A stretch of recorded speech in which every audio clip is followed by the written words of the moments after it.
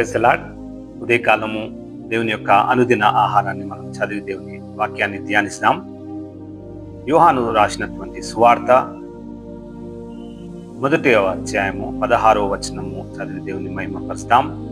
ఆయన పరిపూర్ణతలో నుండి మనమందరము కృప వెంబడి కృప పొందితిమి. చూడండి, ఈ వాక్యం దేవుడు మనతో మాట్లాడుతున్నాడు. ఆయన పరిపూర్ణతలో నుండి పర్ఫెక్షన్ నుంచి, చూడండి, నిన్ను నన్ను సృష్టించినటువంటి దేవుడు ఎక్కడన్నా తేడాగా మనల్ని పుట్టించిందా? ఎక్కడన్నా మనల్ని వ్యతిరేకంగా పుట్టించిందా? లేదా ఆయన స్వరూపంలోనే పుట్టించింది. అది పర్ఫెక్షన్. నువ్వు చేస్తున్నటువంటి పనిలలో, నువ్వు చేస్తున్నటువంటి ఉద్యోగములలో, నువ్వు కష్టపడి చదువుతున్నటువంటి కాలేజీలలో నువ్వు గిన పర్ఫెక్ట్గా చదివినట్లయితే, పర్ఫెక్ట్గా డ్యూటీ చేసినట్లయితే నీకు దేవుడు కృప వెంబడి కృపనిస్తానంటున్నాడు. చూడు, వాగ్దానం ఇచ్చిన దేవుడు నమ్మదగిన దేవుడు కదా. ఒకరి తర్వాత ఇంకోటి. చూడండి, చిన్న కారు కొనుక్కున్నాం అనుకున్నాం పెద్దదే ఇస్తాడు.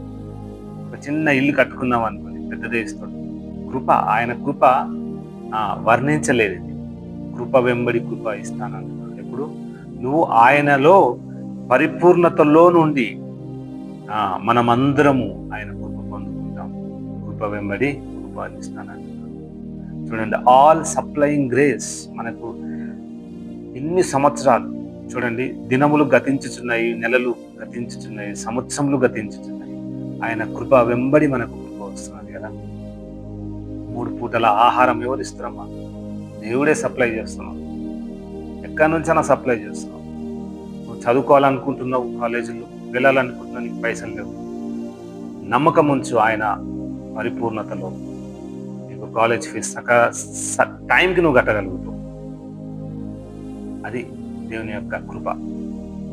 దేవుని యొక్క కృప మీ వెంబడే మీకు ఒక మంచి ఈవులను ఇవ్వాలని దేవుడు ఆశకొని ఉన్నాడు. విశ్వాసం ఉంచండి. ఈరోజు వాక్యం ఏంటంటే బిడ్డలందరినీ బట్టి దేవుడు ఎంతగానో ఆశకొని ఉన్నాడు.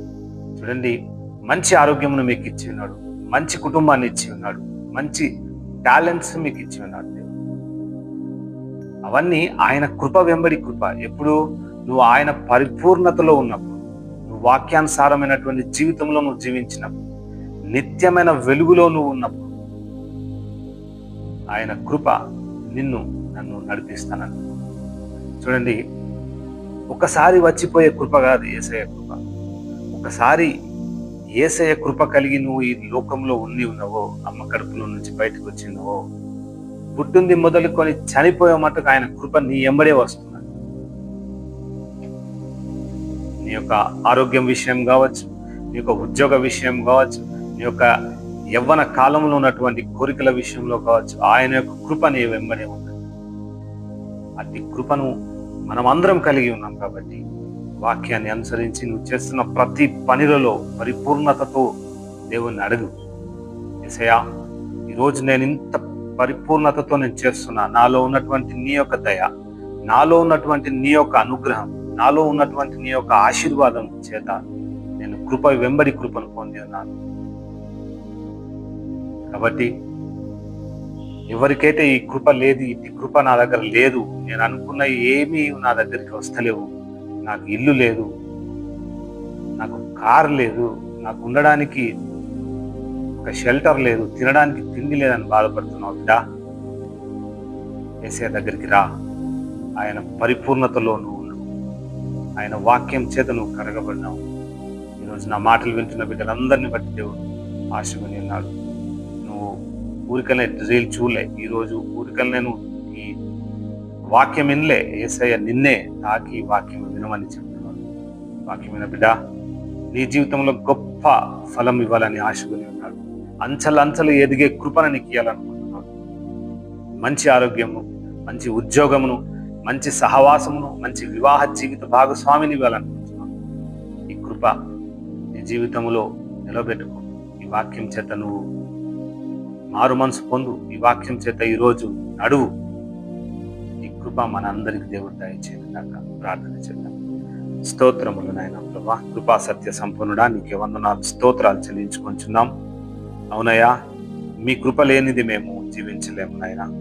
అయ్యా, మేము చేస్తున్నటువంటి మా పనులలో అయా చర్చ్ వర్కుల్లో, అయా మేము పనిచేస్తున్నటువంటి బిల్డింగ్స్లలో ప్రభా నీ కృపను మాకు చూపెట్టి ఉన్నావు. అందుని బట్టి నీకు వందనాలు నాయన. మేము పనిచేయు ప్రతి స్థలంలో నాయన నువ్వు ఇచ్చినటువంటి నేర్పరికను బట్టి పరిపూర్ణతలో మేము పనిచేయుటకు నాయన నీ కృప దయచేయండి అయా. మేము కృప వెంబడి కృప పొంది సజీవుల గుంపులో మేము ఉండి ఉన్నాం. అందుని బట్టి నీకు వందనాలు, స్తోత్రాలు. మాలో మీ యొక్క దయను, మాలో మీ యొక్క అనుగ్రహమును, మాలో మీ యొక్క ఆశీర్వాదమును నింపి నాయన సజీవ లెక్కలో నిలిపిన దైవమా నీకే స్తోత్రములు తండ్రి. ప్రభా వాక్యం చేత మమ్మల్ని తాకి ఉన్నావు. అందుని బట్టి నీకు వందనాలు, స్తోత్రాలు నాయన. అయా సమస్త సమృద్ధికరమైనటువంటి కృపను మా అందరికి దయచేయమని, వింటున్న బిడ్డల హృదయంలో గొప్ప కార్యములు జరిగించమని, నీ సాక్షి బిడ్డలుగా నిలబెట్టుకొనమని నజరేయుడైన నమ్మదగిన యేసు నామమున అడిగి వేడుకొంచున్నాం తండ్రి. ఆమేన్. Praise the lord.